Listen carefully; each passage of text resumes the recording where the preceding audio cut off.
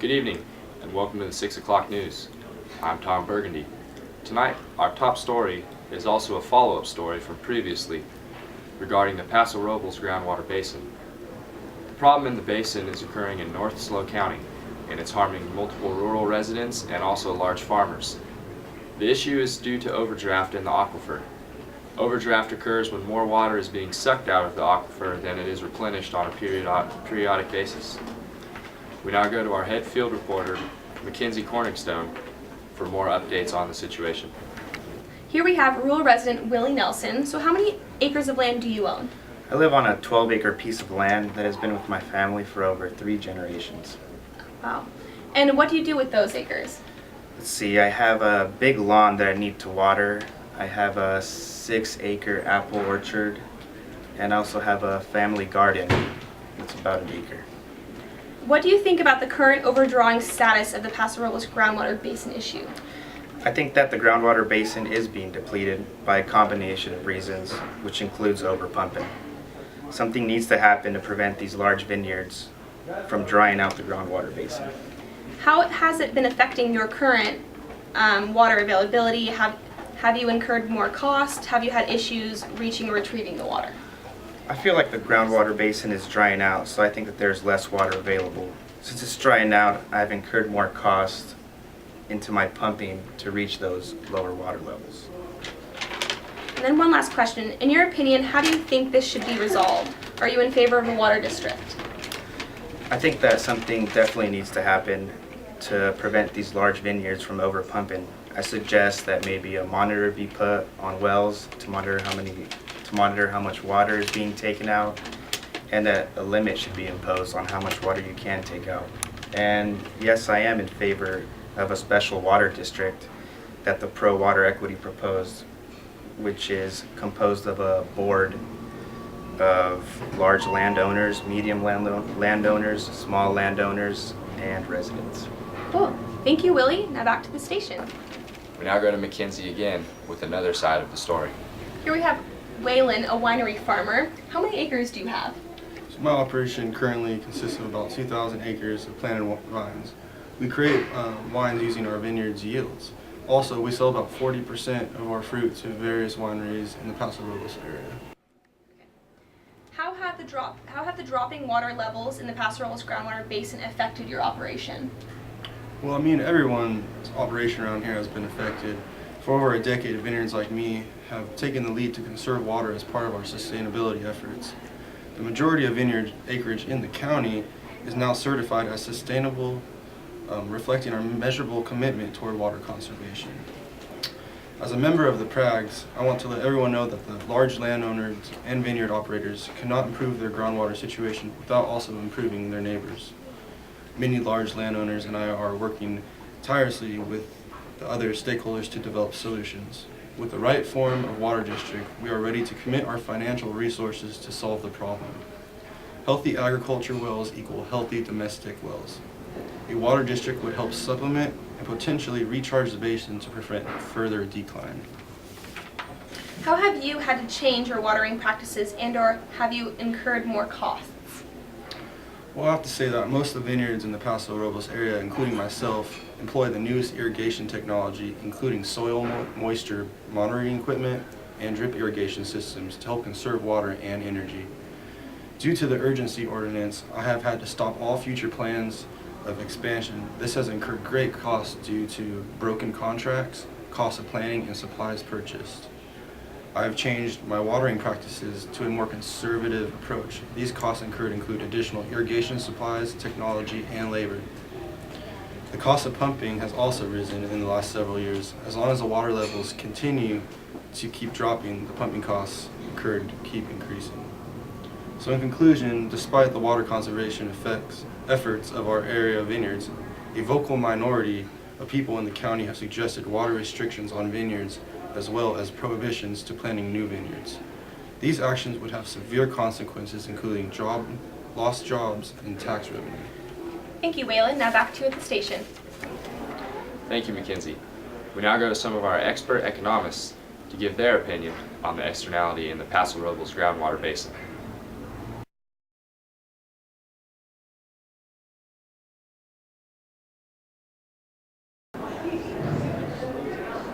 A negative externality is the cost accrued to a third party who is not involved in the direct transaction. A network externality is the effects on a user of a product or service of others using the same or compatible product or service. When one user enters the network, it affects all other users within the same network. A pumping cost externality is when pumping costs increase as pumping lift increases because of falling water levels. Therefore, each person's withdrawals increase pumping costs for others, hence leading to overexploitation. A strategic externality states that when an operator does not withdraw today, will be withdrawn by rivals. Therefore, there is a fear that if people do not pump all their water, then it will be taken by rivals, hence leaving less water available for the future. A public good is both non-rival and non-excludable, meaning that there are no restrictions to who uses the good, versus a private good, which is both rival and excludable, meaning that there are limitations on who uses the good. An open access good is both rival and non-excludable. An example of an open access good is water. The strategic externality is an example of how it's rival, while an example of non-excludable is how anyone can access the water.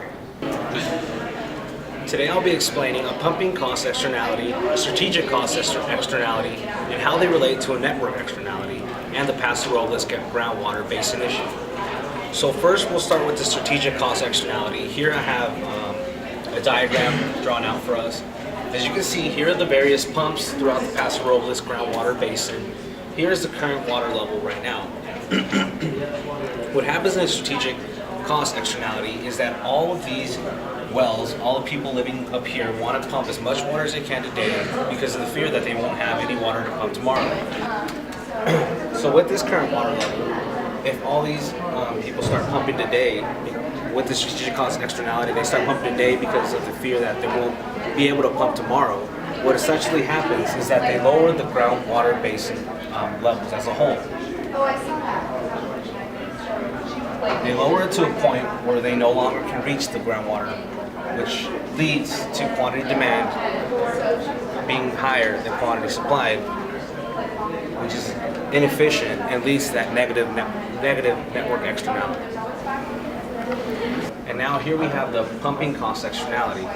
So as you can see, again, here we have a larger pump and a smaller pump representing the larger growers and the rural farm owners. Here we have the water levels at the Paso Robles Groundwater Basin, where they're at right now. So the larger farm owners pump out of this well, the groundwater basin, and they have a deeper well. But as more and more pumping is happening, the cost of pumping that water out starts increasing. Now, for smaller rural residents, the more water that's pumped out actually costs them a lot more because their wells aren't as deep as the larger farm owners. And so that's where the pumping cost externality comes into effect with this network externality that's going on in the Paso Robles Groundwater Basin. As of August 2013, an urgency notice has come into effect for the Paso Robles Groundwater Basin. This urgency notice doesn't allow new pumps to be dug unless there's an offset with older pumps. There's no switching from dry farming into wet farming, and no new land can be used for wet farms. And if you're expanding a current farm, you have to reallocate the current resources that you are using. Policies we're focusing on are the creation of a water district. We have two water districts that we're trying to decide between, the California Water District and the Special Act Water District. Both must be approved by the local agency formation commission. The California Water District is petitioned by the majority landowners in a county with the majority land of the basin. The California Water District will have one vote per dollar assessed of land. The Special Act Water District is created by legislature to fit a certain area. The Special Act Water District will have a customized board of directors that will be voted upon by the people within the district. The power in a Special Act Water District is not primarily focused on large landowners. Current legislation is in the making in forming a water district. Bill AB 2453, spokesman by Cacho Akajian, a member of San Luis Obispo County, is a spokesman for the bill. The Water District bill is formed as a compromise between the PWE group, Pro Water Equity, which represents small landowners in the Paso Robles Groundwater Basin, and PROGS, which represents the large landowners in the groundwater basin. The bill was passed this recently today with a 50 vote yes and 11 votes no. 3 assembly members today spoke in favor of the bill, one including Cacho Occasion. However, there was one Democrat who spoke against the bill. Assemblyman Doss Williams from Santa Barbara County spoke, saying that the bill gives too much power to large landowners and not enough power based on the per person vote to the small landowners in the Paso Robles Groundwater Basin. Sue Loft then spoke.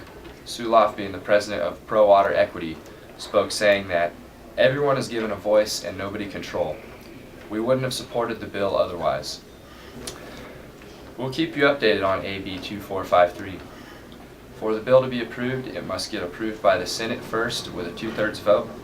It must be signed by Governor Jerry Brown, and then an application must be sent to the Water District to Local Agency Formation Commission. The bill will then go through a lengthy process by LAFCO, and then it will become a water district. Thank you, San Luis Obispo. Have a great night.